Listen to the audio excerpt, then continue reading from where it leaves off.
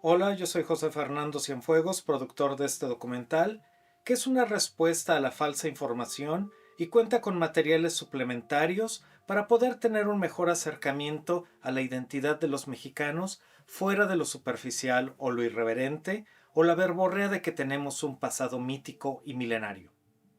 Con esto, no pretendo eliminar el imago mexicano. Mi interés es aclarar el origen para que en mi caso, con hijos méxico-canadienses, puedan idear su identidad en un espacio multicultural. Espero sea de su agrado.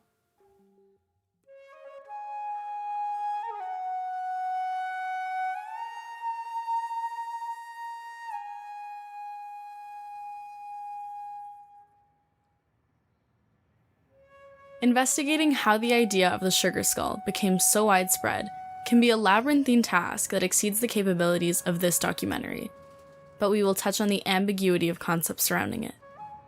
What we will observe is the construction of the invisible, the imaginary, which gives identity to a social group in a multicultural environment without the elaboration of labels. It is unconscious and mass acceptance that spills out of its geographical limits.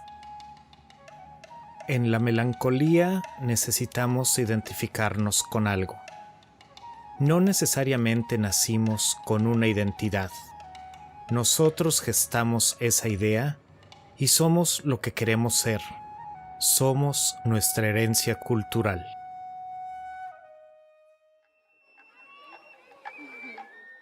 The interest in the sugar skull lies in its complex symbolic construction that was designed to give identity to a new pleb of colonial origin, after having been conquered, and that required it to be unified with the multiple antagonistic cultures that make it up. And nothing is more unifying than death itself.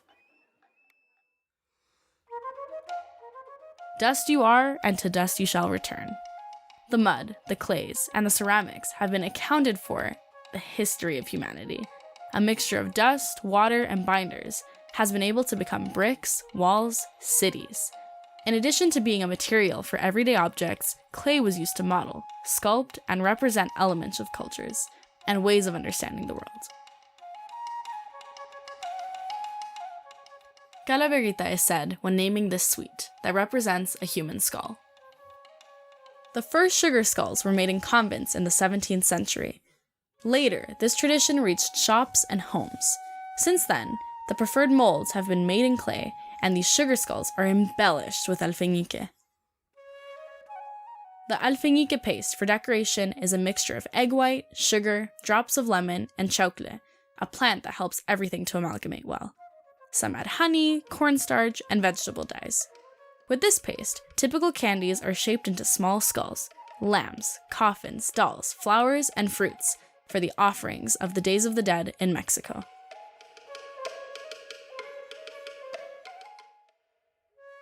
To be able to observe the invisible presence of the collective imaginary, we have to take the documentary out of its media reach to leave a small mark on the Edmonton community.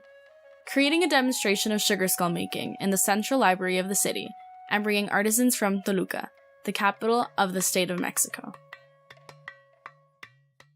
Pues Araceli López es licenciada en Derecho, tiene 36 años, soy madre de familia y soy artesana de la Feria del Alfeñique.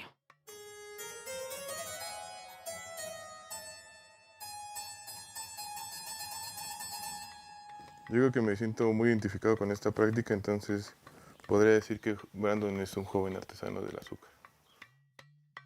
Artisans and entrepreneurs who make alfeñique figurines and sugar skulls.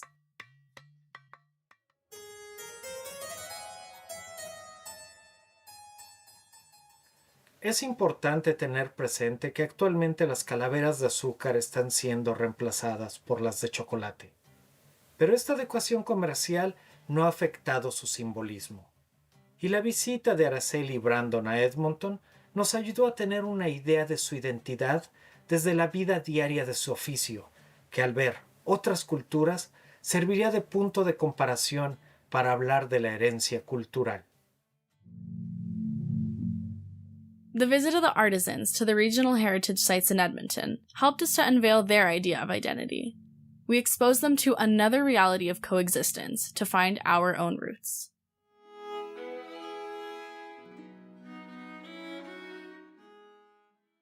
visitando la villa ucraniana, en donde nos dimos cuenta cómo era la forma de vida y cómo esta colonia se adaptó. Destaca mucho el huevo de Pascua, que nos platicaron la historia, cómo se tuvo que adaptar, porque antes era pagano y ahora ya no, vino la influencia religiosa y pues tuvieron que adaptarlo para esta celebración. Y lo puedo comparar un poco con nuestras calaveras de azúcar, que finalmente también tienen ese cambio. Ellos, por ejemplo, manejaban el huevito de Pascua, que se tuvo que, digamos, adaptar a- al sincretismo. Darme cuenta de que básicamente toda esa herencia cultural es universal de alguna forma. El objetivo principal de las visitas fue encontrar elementos comunes con otras culturas y aislar los elementos simbólicos y ecos coloniales en las calaveras de azúcar. Y el cuestionar estos elementos definitivamente causó estupor en Brandon y Araceli. Las preguntas plantearon cosas que fue de algún modo incómodo hasta cierto punto porque a las cuales no me había querido enfrentar como tal. Me voy a poner a investigar un poco más, porque es difícil poder afirmar una teoría u otra sin tener el conocimiento como tal. Yo solo me baso en lo que a mí me han enseñado mis padres. Con tu trabajo anterior, con lo que he visto, ¿por qué hacer grecas de culturas que ya no te corresponden? No eres azteca, no eres otomí. Pues es mercadotecnia. De alguna forma lo pensé de esa forma, o sea, era atraer el ojo de las personas.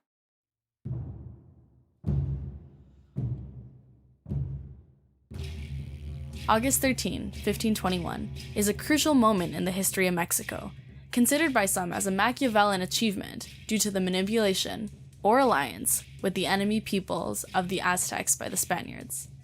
This union, manipulated or not, reveals to us a trace of the ideological components that will be reinforced in the following centuries. If with the domain of the Aztecs we were worthless, with the Spaniards we cannot be worse. Now, in popular voice, of evils the least. The subjugation of peoples before and after the Spaniards in what is now Mexico was a historical constant. If the submission wasn't enough, the displacement of indigenous groups in the late 1800s sought to uproot indigenous groups from their lands. These forced mobilizations carried out deeper searches than to eliminate rebellions against exploitation.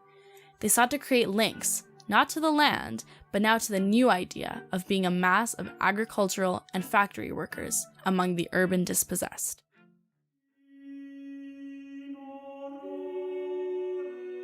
When looking at calaveritas offered in rows in the markets of the state of central Mexico at the end of October and beginning of November, we are observing syncretism. We cannot help but relate it to the zompantli and the paste called zoali, its reference in the Prehispanic world. Call it a sacrifice offered to the gods, or intimidation for the tributaries. A zompantli was a palisade made up of a series of rows of people's skulls. The zompantlis were destroyed and buried after the capture of Tenochtitlan, along with the temples. What was the zoali?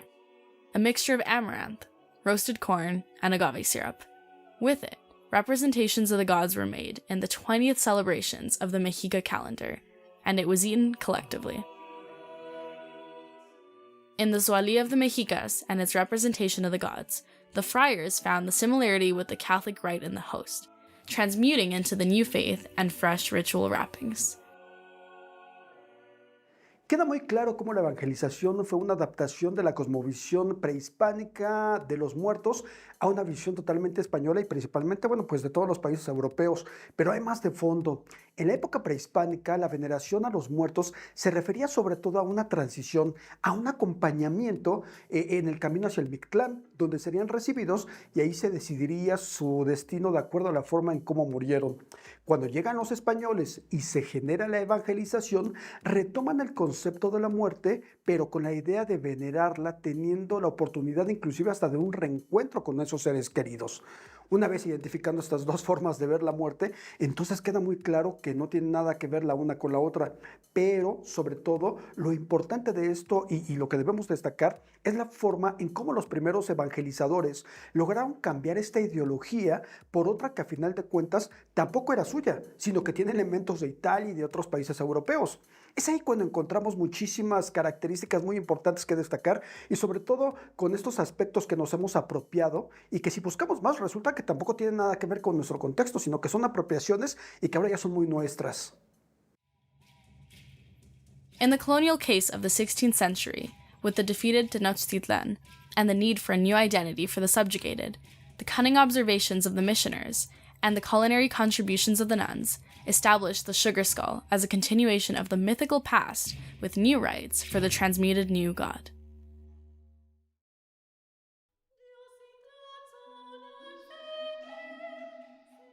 Mythical pasts were required in the old mestizo societies, where the multiracial combination dilutes the origin of the myth and consequently unites us in a cloudy past of transcreation.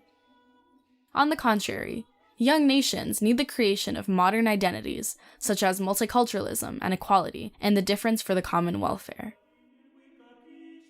Roger Bartra tells us that in modern Mexican culture, the fear of death, which translates into fatalism, contempt, and search, also tends to develop a heroic dimension. Hence the myth that for Mexicans, life is worth nothing. That orotund shielding is a historical resistance to the low value of those subdued to the Aztecs, their intimidation methods, and their consequential ritualization in the new Christian faith.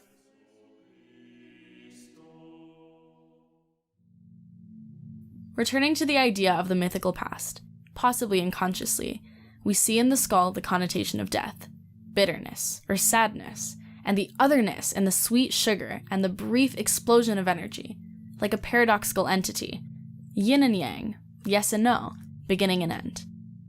These are opposites that make it universal and transcendent, to the point of identifying it as something Mexican in all of us.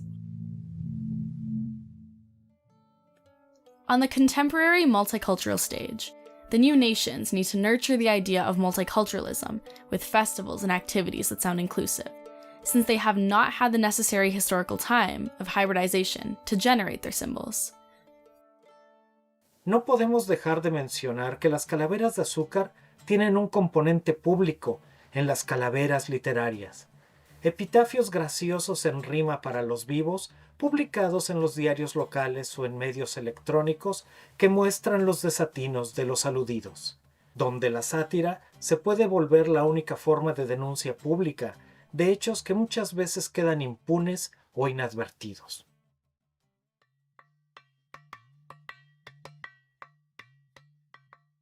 Calavera soy de azúcar, en las ofrendas estoy. Soy dulce de Día de Muertos y también soy tradición. Aunque igual que la Catrina, objeto de apropiación. Mi etiqueta Made in China, ¿te causa preocupación? Las calaveritas literarias son otra cosa de la cultura popular que debemos destacar. Surgen como un medio de expresión a partir de una tradición oral en donde su finalidad era la de criticar, satirizar y exaltar a la muerte. Se componen de versos rítmicos o los denominados epigramas, que son composiciones poéticas breves que expresan pensamientos satíricos y sobre todo ingeniosos. En ese sentido, bueno, pues estas calaveritas literarias comienzan a utilizarse como una forma de crítica a la alta sociedad, en un primer momento por querer asemejarse a las élites europeas y también aprovechando esta dinámica, bueno, pues ridiculizan a muchas de las figuras políticas nacionales, entre ellos Juárez y Porfirio Díaz. Actualmente se sigue manteniendo esta picardía y también la parte de la sátira, pero ya en un tono más amigable. Esta dinámica entre la población ya es más como un juego, dando la posibilidad sobre todo de relacionarnos con la muerte y decirle que no le tenemos miedo y que le esperamos con muchísimo gusto.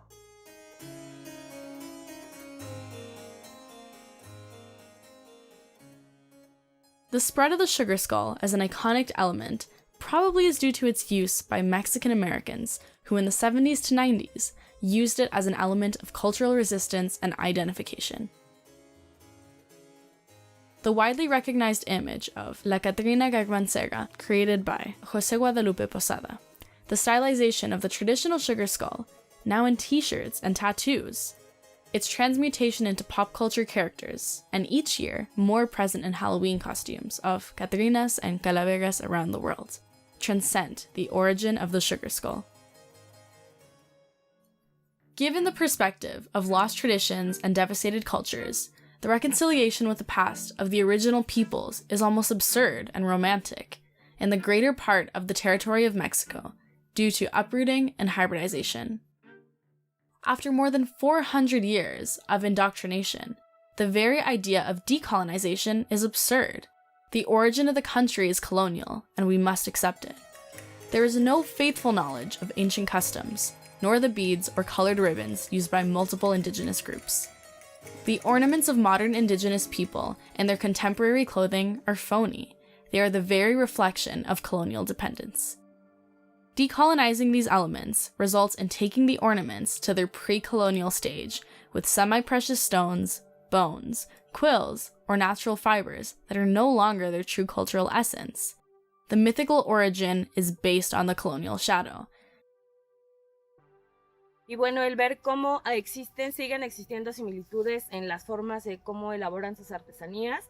Yo puse mucha atención, por ejemplo, en que se parece el arte huichol, pero obviamente le ponen su estilo, igual en los bordados, ya ves que lo comentamos un poquito. Es interesante ver cómo surge una transformación, cómo se forma un país, sin duda alguna. Y sobre todo, pues, ver que de alguna forma guardamos similitudes con con las sociedades que están en este lugar. Nosotros también somos mestizos. How can we avoid controversial cultural appropriation in multicultural societies if transcreation is one of the most subtle ways of creating common identification elements?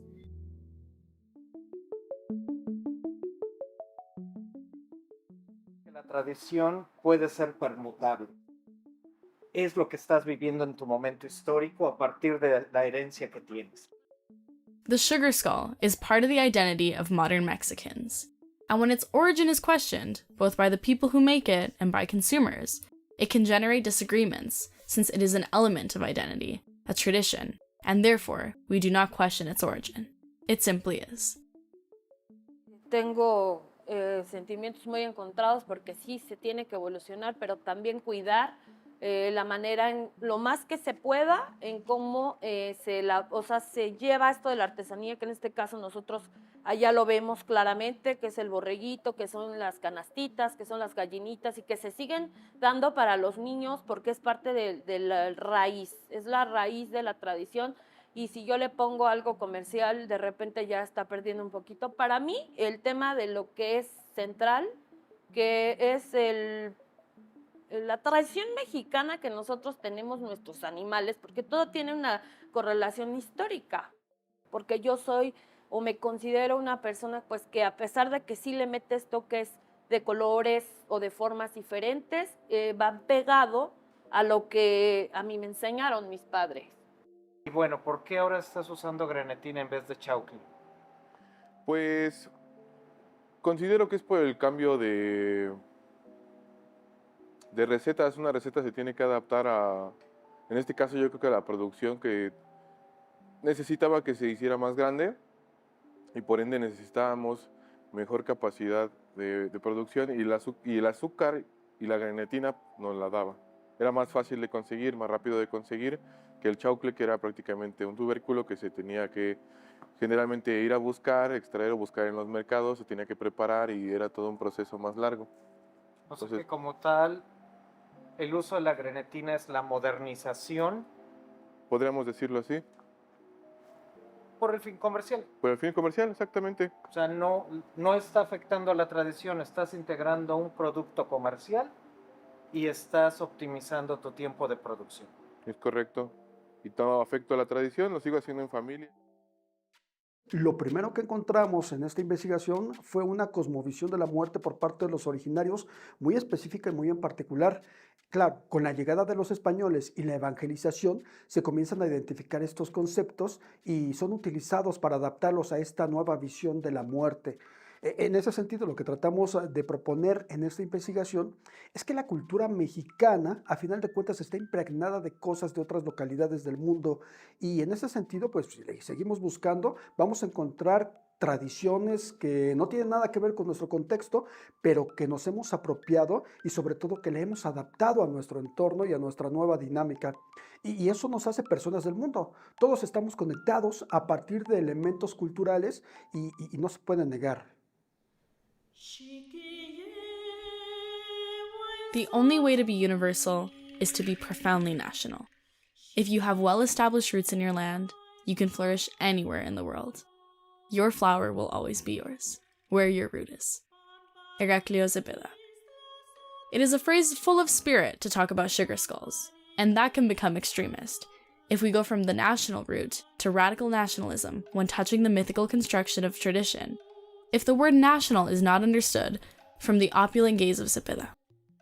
Zepeda speaks of being a national in his experience of contrasts, from the Chiapas jungle to his vision of Mexico as an educated Mexican who lived abroad and witnessed the most important social transformations of the 50s and 60s. His Mexico is complex in origin and not an amalgamated mass. And yes, it is national, as a benchmark of a multi-ethnic and multicultural whole in a vast territory, with elements that give us identity and at the same time distances us from our countrymen. These elements are changing entities. We name them entities because we create them in the collective imagination and our roots.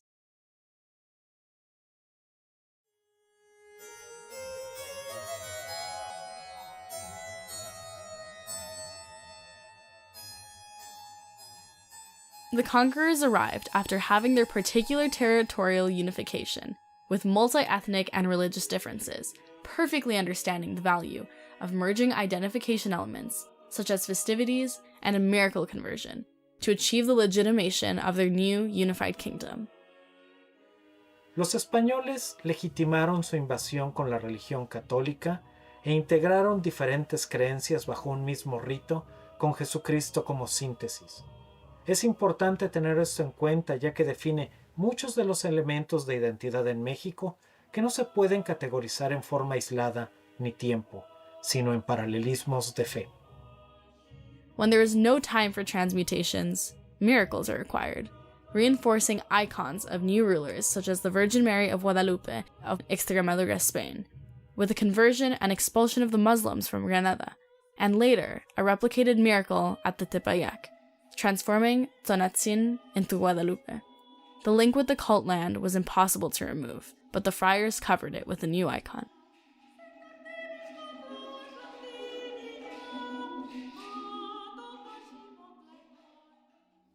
La legitimación final está en la figura materna con Guadalupe, la aparición divina 10 años después de la conquista de Tenochtitlán, donde el nombre de la deidad ya no importa si al final es la misma Madre Tierra a la que se le venera, logrando con ello uno de los elementos clave del sincretismo en México.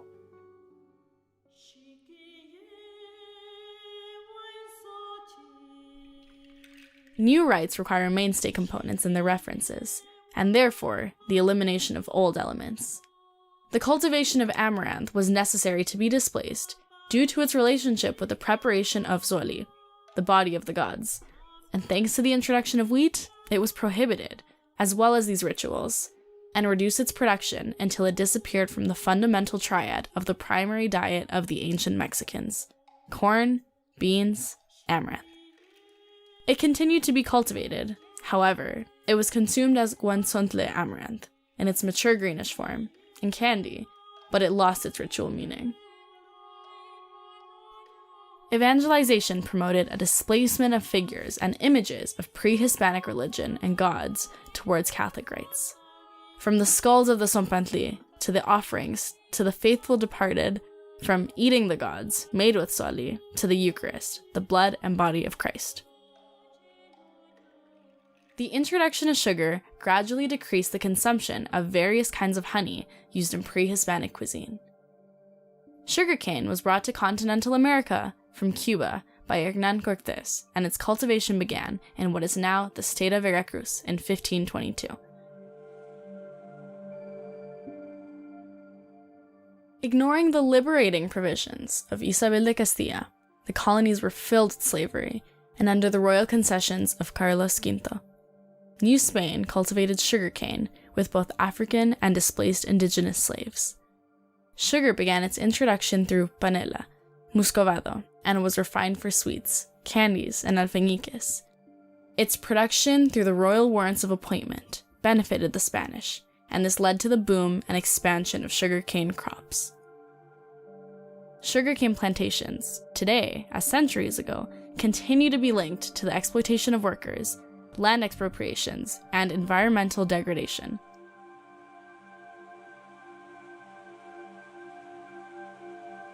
El conocer el pasado triste de cómo se dio la esclavitud con esto, claro que no me gusta, pero sin embargo me gusta saber que algo que llegó, estamos logrando un significado diferente en nosotros. ¿Cuál es el significado? Significado diferente es esto, el poder elaborar una artesanía que trae el corazón, que trae nuestra cultura, que trae las tradiciones. Me estás hablando de tradición. ¿Cómo la tradición puede proponer cosas nuevas? Pues es la evolución de los tiempos, las mentalidades van cambiando. Seguramente nosotros hemos evolucionado en pensamiento a nuestros abuelos, a nuestros padres, y la modernidad viene con otras ideas. ¿Tú qué piensas de tener esto tan dulce y tan rico y que forma parte de la cultura mexicana y su origen tan triste con la esclavitud en todo lo que fue América? Pues yo creo que lo único que te puedo decir es que personalmente, afortunadamente tampoco estuve en esos tiempos. Yo pienso las cosas a partir de los tiempos que vivo y hasta cierto punto trato de olvidar todo eso.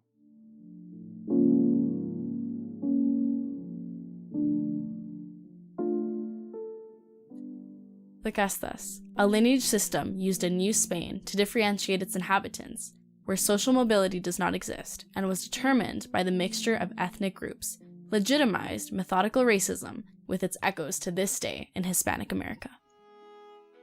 Sugar skulls are the modern derivative of a nation, divided by origins of domination and racial hierarchies, agglutinated with syncretism. The hybrid Mexico that contributed skulls to the collective imaginary is today a mass divided by blood and diabetes, where people walk ignorant or unaware of historical injustices, depriving the action of change in vague concepts such as tradition, empty verbiage, and conformity. Octavio Paz spoke to us about the loneliness of Mexicans, where our death illuminates our life. If our death is meaningless, so is our life. For the ancient Mexicans, the opposition between death and life was not as absolute as it is for us in the new faith. Life was prolonged in death. Life, death, and resurrection were stages of a cosmic process, which was repeated insatiably. The sacrifice did not entail superterrestrial salvation, but cosmic health. The world, and not the individual, lived thanks to the blood and death of men. On the contrary, for Christians, the death of Christ saves each individual. And it is this dichotomy of salvation that the friars used to create a syncretic base of rights, legitimizing the new economic regime via the conversion of beliefs and customs, and maintaining the rules of submission that the Aztecs had over the peoples they dominated.